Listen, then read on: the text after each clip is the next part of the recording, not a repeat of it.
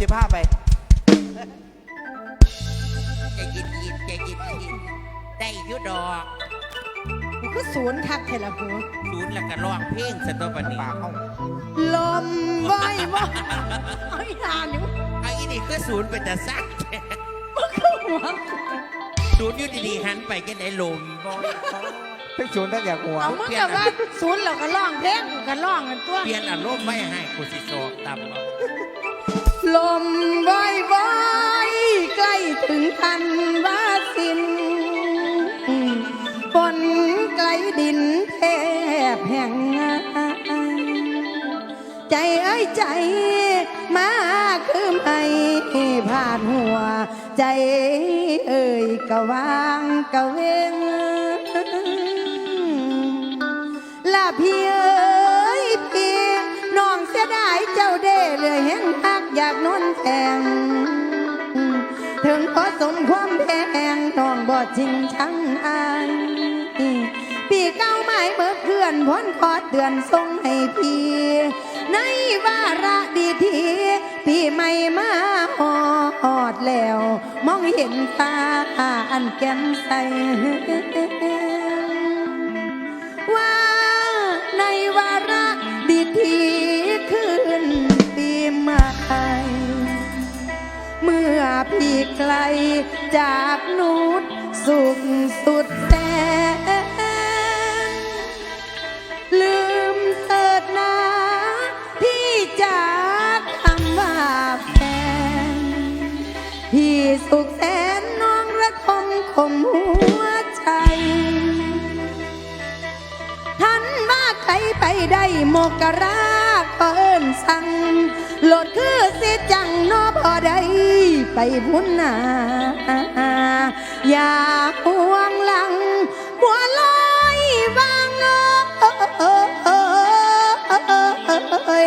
เว้ยเนื้อโอ้ยเนาะลานนา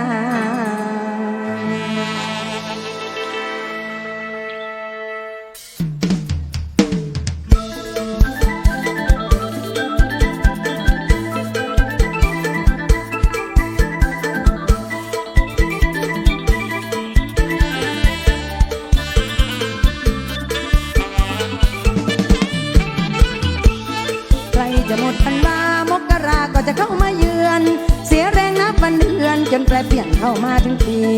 รอเฝ้ารอความหวังที่มีทันวาเดินท้ายของปีรักที่มีก็ยังให้ไปใครกับน้องอย่ามองเด้อชายให้อายมีมั่งรักก็มั่งคั่งดังยิ่งกว่าเดิมสู้แรกเริ่มตามทางมันเถาะบ่เหมาะกับชายนายมันสะอายขันนั่งตายเห็นสิดีใจเจ้าปีไม่พานั่งเหงาก็จะบอกคือว่าเวลาบ่ได้จนจอมาเมื่อกลาใจเหงาต้องคนเอาแม่จะปวดเพียงใดรักษาพระใจของตัวเองทนอยู่ที่โชคดีเกิดมามีเนื้อคู่ให้เขาดูว่าสมกันคู่กลองสุขเถิดพี่จ๋าไปพบฟ้าสีทองน้องคนมองทุกระทมเพื่อพี่ควันรามก็เจยเรียกปันวอนมาน้องน้ำตาไหลผ่านน้องยืนบนบ้านบุญให้มีหมดปีหลังก็พังทลายพี่ไม่พบอภัยน้องเสียดายคุณพี่จงไปดีดังน้องส่งต่อไปนอนเฮือนคนมีมั่งน้องเกิดความหลังของกับพี่ไม่มันอยู่หลังเจ้าป่าไปไหนได้น้องกูบ่คืนไปเป็นอื่นพร้อมกับพี่ไม่มันแสนเสียใจแต่เดียวอาย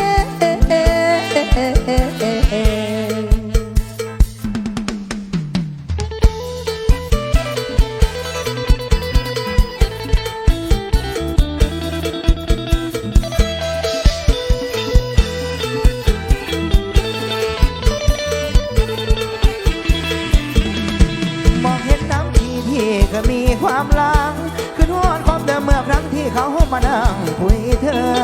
ขอพร่ำขอพอดก่อนรักพี่ยังเคยเจอหัวใจพร่ำเพ้อเห็นเธอพี่เกิดดาวได้แต่มาวันนี้ที่เขาไปไม่กลับเขาลาไปรับ เปรียบดังสายน้ำชีหัวใจลอยล่องจะย้อนคืนคงไม่มีดังลำน้ำชีไหลไปไม่มีย้อนมา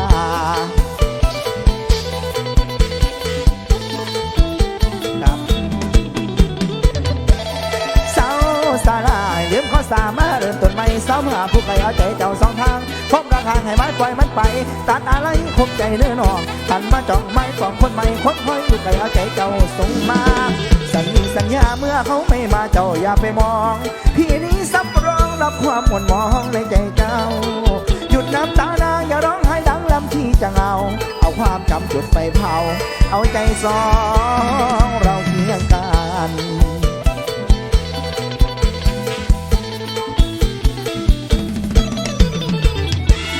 เขาคนนั้นคือนอนรับฝันมาสิ่งยับเตือนเขาคนนั้นคือนอนรับฝันมาสิ่งยับเตือนยับขึ้นละเปิดเขาก็ลับลาหันมาอย่าร้องไห้สู่ความรักใหม่อย่าอะไรรักลวงใจ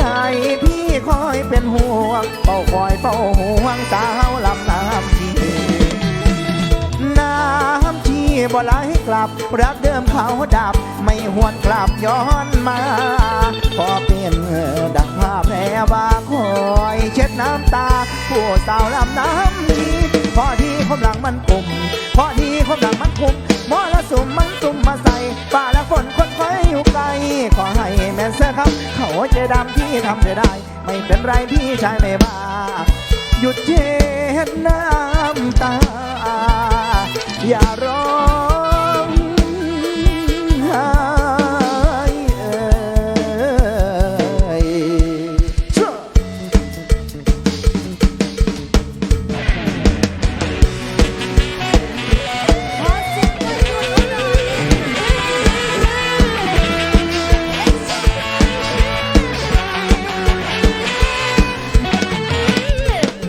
ปัญหา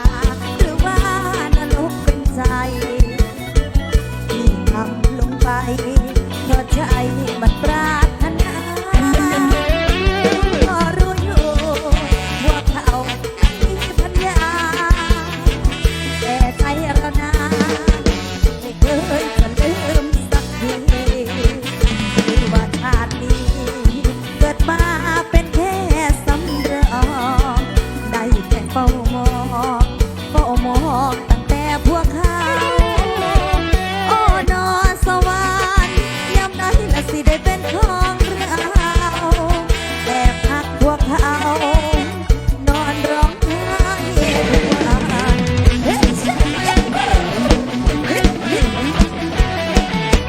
พวกคนนั้นมันเราจะเอานี่พวกคนนั้นมันเราจะเอานี่เกิดมาโน้และได้สัตว์ที่ไปหาดีกันใจ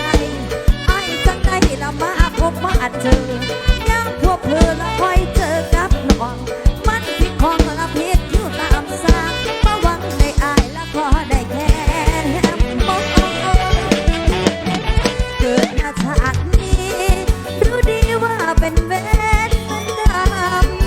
ผิดศีลธรรมแต่จะทำไม่ได้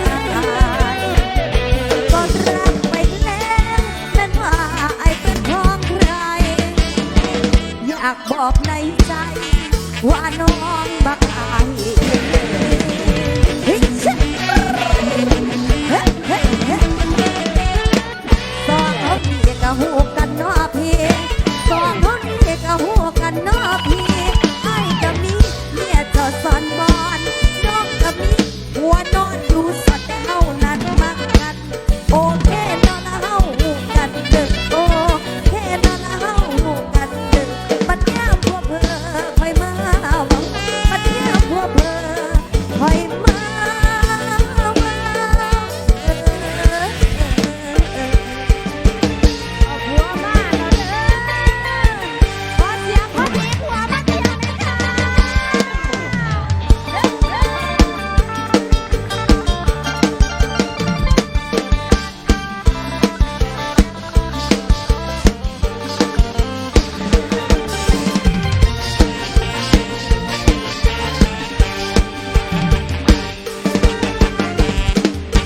เสียงเพลงขึ้นฟ้าเป็นสัญญาณว่า าวต้องจบถ้าหัวน้องมาพบความสัวที่เฮาได้ทำรีสอร์ทจะลุกเป็นไฟบ่นอกกายต้องตายชดใช้กรรมยอมรับผู้การกระทำและจำนนต่อหลักฐานก่อนความมีแหงบ่แบ่งกันที่พวกมายังสัวได้จังได้กันนี้บ่ทันก็ย้อนน้องเหงาก็ถึงว่าเขามีใจตรงกันจึงเกิดความสัมพันธ์ลับแต่ฟ้าก็เห็นสิริกวินทางใดน้อแม่โอ้ยสิริกวินทางใดน้อแม่พวกตัวเป็นแท้เพิ่นมาเร็วเอาเรื่องเฮาอุกอังเอาสิรอดสิเฮ็ดจังใดบาปบุญอยู่ก่อนหลายสร้างไว้แท้นอนี่แก้โตไปที่ตอนแก้ผ้าเขาสิพาเขาทิมแม่นทั้งสองเหตุผลและบางบอกดอกรับรองจังใดน้องก็ยอมทุกประการทันใดผัวก็พังประตูห้องเอาปืนจ้องทำมาอับหน้าสงสารถามว่าสู้เอากันโดนไปความสัมพันธ์น้องเลยกันหายใจก็ไปว่าจังได้ถ้าอายนี่เป็นสามีที่ดีเนาะโอ้ยถ้าอายนี่เป็นผัวที่ดีเนาะคงสิบ่พบพอจังสิดอกแน่นอนลองคิดย้อนว่าอายเฮ็ดอีหยังเคยมาดูแลลูกเมียอยู่บ่อายทั้งตีหายเฮ็ดดีกับปล่อยกล้ากินสุราเมาปีนก็ไว้เว้นแต่ละวันเป็นอายนั่นสิทนอยู่ดอกจังใดน้องไว้ก่อนชีวิตใหญ่เลยดอกคนนี้ผัวมาก็ดีแล้วสิได้มีแนวแจ่มแจ้งกันเสียทีผัวมาจะได้รู้ว่าชีวิตคู่ของเรามันยากอีกถ้าน้องมันเที่ยวน้องมันสัวมันบ่ดีและเพื่อนมาพี่อย่าไปเฮ็ดเขามาขาน้องอย่าไปเฮ็ดเขา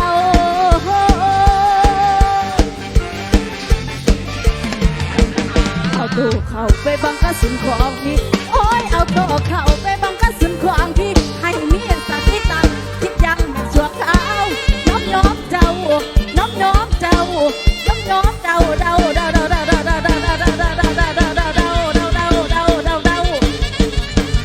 ด้านหลังว่าไงด้านหลังอ่ะน้อมเจ้า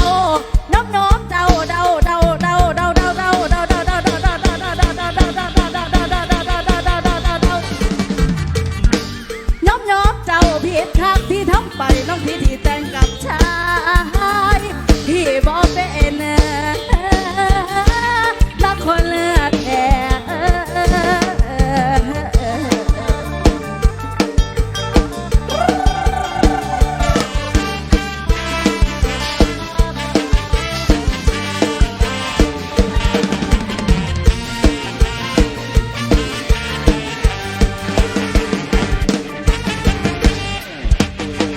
พี่น้องวิสุมาสิพรอไว้ตัดโตญาติมาตาปิตุรมเงาแห่งบิดามันดายอมอำนวยความสุขให้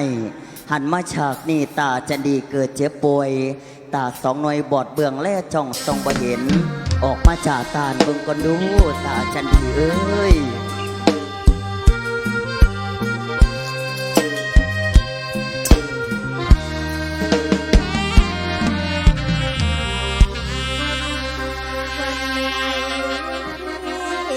ว่างแวะมาบ้างหน่อยเป็นไรให้เห็นใจ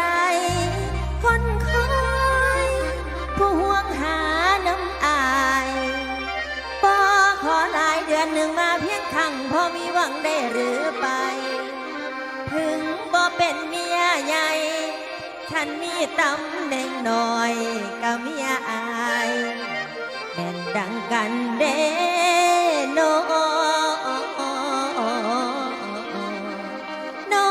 ชาย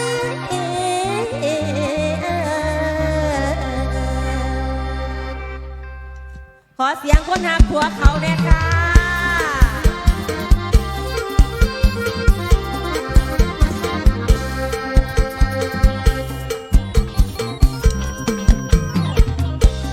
ใจฉันบาง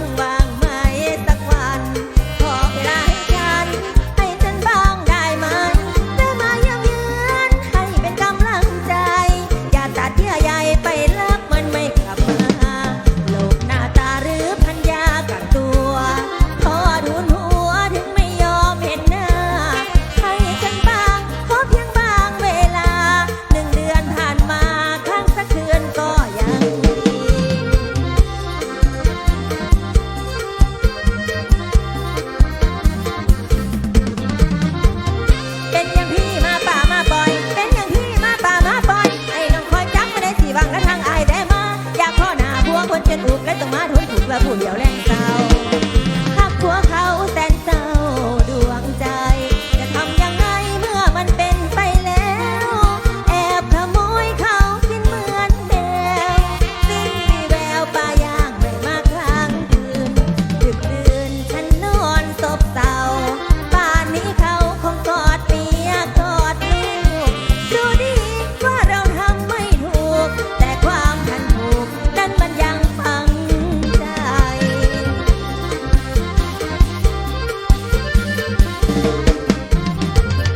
มาพอให้ดีใจน้ำเนมาพอให้ดีใจน้ำเนไปมาเบพอได้ทำไปเอิญยังเมื่อหน้าไหนนี้น้องผู้นี้ยังอยู่บนท่านตายถึงบ่มีสิไหลต้องมองกันบ้างวันวางนั้นมีบ้างไหมพี่ให้ฉันมีสิทธิ์บ้างเป็นไรถึงเป็นน้อยก็ไม่แปลกใช่ไหมรักและพอใจเรียกว่าเมียเหมือนกันความสัมพันธ์ฉันยอมลวงตัวใครว่าชั่วรักผัวชาวบ้านทนอดกลั้นอยู่อย่างทรมานถูกประจานเมียน้อยก็ยังคอย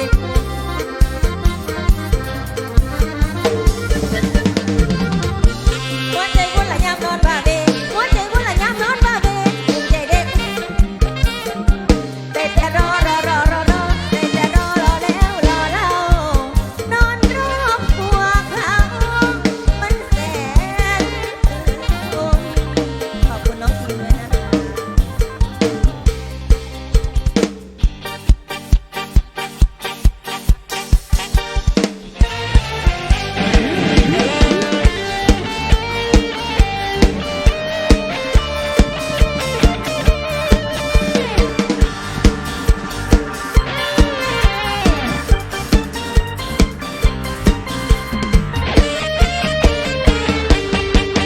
จากไปและเดือนกุมภาเที่ยวจากบ้านนาเอายาบ้านดงลาลับบ่เห็นกลับโนอนงรอใครไอ้งงมารอถ่าจนคอยบอกไอ้ฟอยตั้งแต่เดือนหาให้พี่ไปท่าสถานีรถไฟมีจอยเลยไปเห็นฮอดไงให้ยินห้องไห้ขึ้นมาสาเขียวเอ้ย โอ้ยนอนได้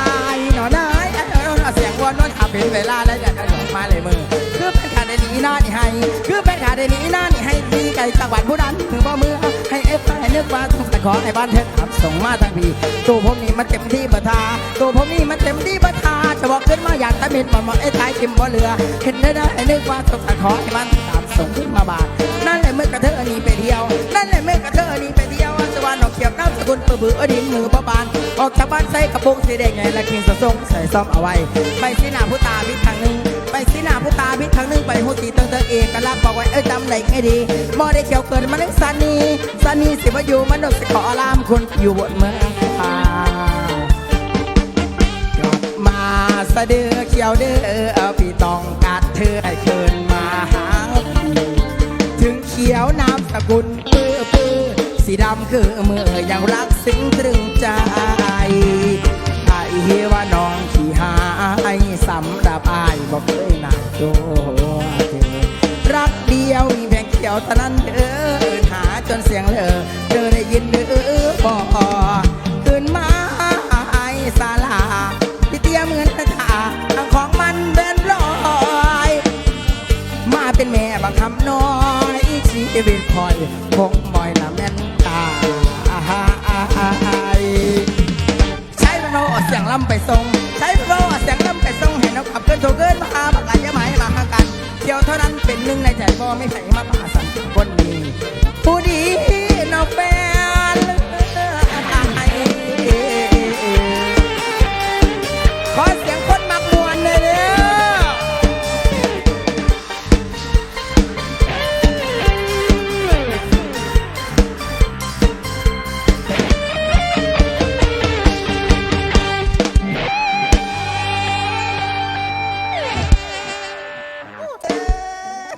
ไปสันไปพ่อไปหากินข้าวกินยา น้องก็ได้ตะกุกซื้อกูก็ได้ ไป ป้า น้ำหามันบ่พ่อกูสิพาสูไปเฮ็ดการเฮ็ดงาน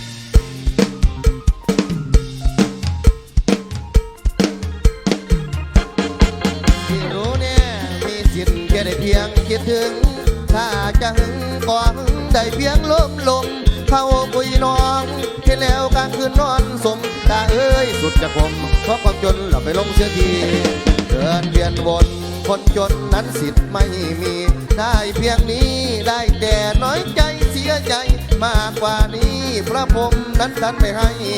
รู้แก่ใจหาทางออกที่ดีหลอกหัวใจตัวเองอย่ามังเองหลอกตัวเองให้นอนมีสิทธิ์แค่นี้อย่าวิงวอนก่อนจะนอนแสนทรมานเป็นทั้งด้านที่กินดองสมสู่ใจเอ้ยจังหูว่าสิทธิ์เจ้าบ่มีในโลกนี้แม่นสิหักปันใดเขาไปนอนเฮียงบ่มีเป็นใดหักปันใดกินแล้วไปเพื่อปันนั้นเป็นเพียงความฝันเจ้าสิได้นอนนิ่งเป็นจริงบ่ได้เศร้าตอนยาหวนอย่าชวนทรนงเกินไปจะไปว่าจะเข้าพาควันจะไปว่าจะได้ชื่นชวนอย่าจะหวนว่าจะสมดังใจจะได้กอดคนที่ตัวรักจะได้พักในห้องแก้มใสจะได้อวดคุยให้ใครต่อใครว่าผู้ใจคนนี้ที่รักกันมีสิทธิ์เพียงคิดถึงก็พอนี่หนอเป็นแต่เพียงความฝันกำแพงรักเป็นสิ่งกีดกันเหนือสวรรค์ไม่เข้าข้างเจ้าเลยเอ๋ยเจ้ามาตั้งหนึ่งไม่เคยคิดถึงบุญเจ้าไหนนี้ผู้ใจพี่ฝันสูงกว่านั้นรถผมก่อนน้ำตาเศร้าสานาเศร้าบันสานาเศร้าสานาเศร้าบันสานาบาดสานาได้เพียงคิดถึงคนคำนึงคนเสียบนใดที่เก็บหัวใจเก็บปีนาขอบคุณพระเอกแบงเด้ออยากเสียงที่หกหัวหน้านกไม่ได้ใส่หัวหน้านกวาดดูมือนั่นละ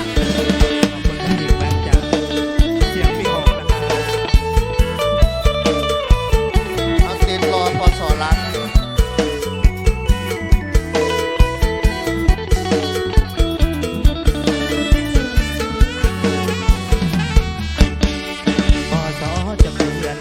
เป็นไปหลา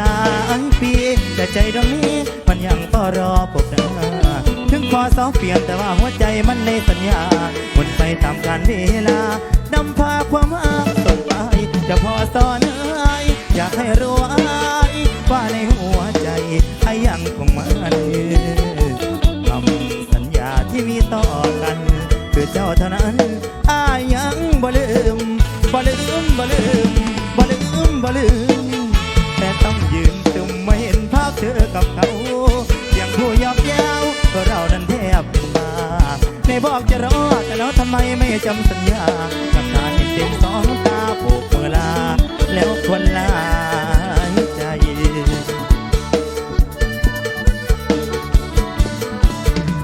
กันยาใบที่ว่ามีไผ่มากแต่แฟนทีคำเดียวตอนนี้ที่เคยบอกทับกันจากคนนั้นเที่ยวมันโทรหาให้รักษาตัวเองท่านอายไม่เจซ่อนอวันน้องแฟนพีแม่นลิลีที่โมโทมาบอกว่าเจ้านั้นแข็งใจ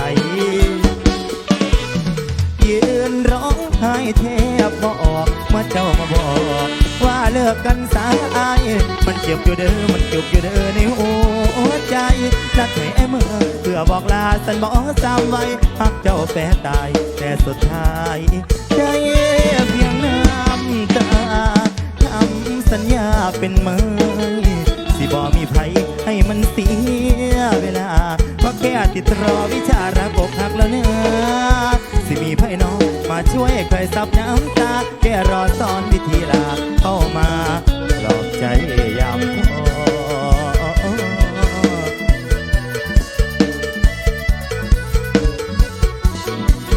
พอสอสิมุนเพื่อนเป็นเพื่อนพอสอสิมุนเพื่อนเป็นเพื่อนจากไปเดือนเลื่อนไปเลยผ่านอาวสานแล้วก็เมื่อเธอนี้บ่มีที่ไว้คืนขอบเจ็บปืนนี้จะครอบเจ็บช้ำใจแล้วกับพ่อปานป่าพาแรงใจแล้วกับพ่อปานป่าพาแรงพาลงแห้งแทงใจอายแทงใจอายขอบคุณรางวัลน้ำใจด้วยนะครับ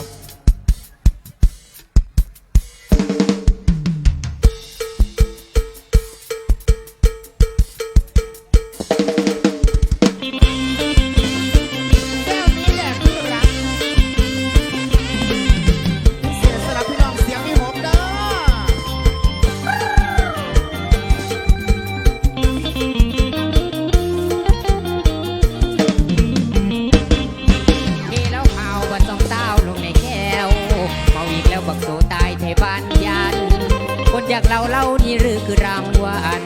ดื่มให้มันสาใจไม่เคยแคร์เพราะว่าเขาเห็นเราไม่มีค่าคำสัญญาเคยรับปากว่ารักแท้ที่มาโดนคนนอกคนยังพันแปล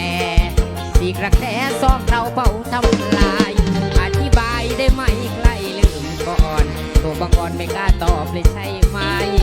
เพราะความจริงเจ้าคิดดูรู้แก่ใจเงินเท่าลายด้านไอปิวคนผิวใจ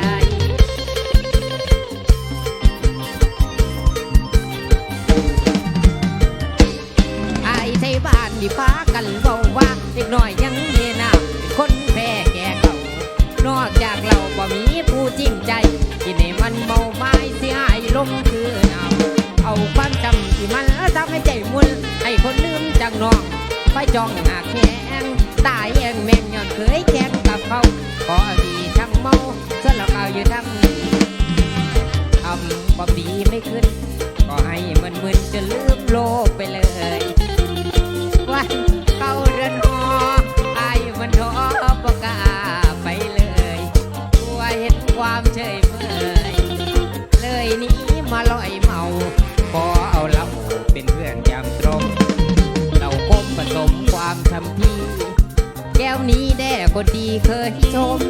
ฉลองใจว่าเจ้าสุขสันต์อีกแก้วนั้นจะเผาความจำตรงที่เหลืออีก2-3 คมจะดื่มไปคมความร้าวรานก่อนตัวตายว่าที่จะกายไปเบาว่าน้องเจ้าเข้าพิธีแต่งงานมันเขาผูกคอต่อแขนให้ดื่มเหล้าแทนไปผูกวันเหล้าแก้วนี้ดื่มไม่ปอนพ่อนงกวานที่เหลือแก้วนั้นจะดื่มมันเพื่อลืมเธอไปล่ะแจ้งกับที่กับความ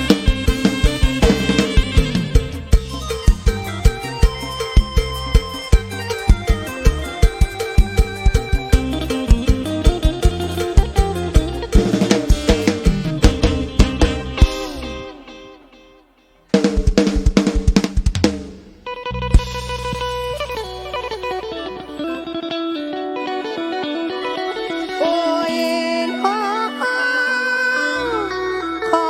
ขอบคุณเด้ออ้ายพอปานตายแล้วเกิดใหม่ใช่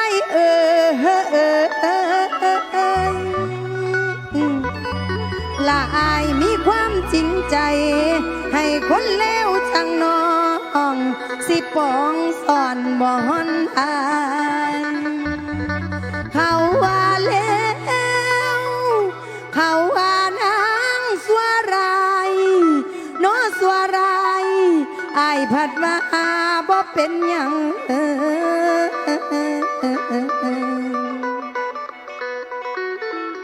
อายยังมานอกการุณจังแม่นบุญอีนางนองจังแม่นบุญอีนางนอง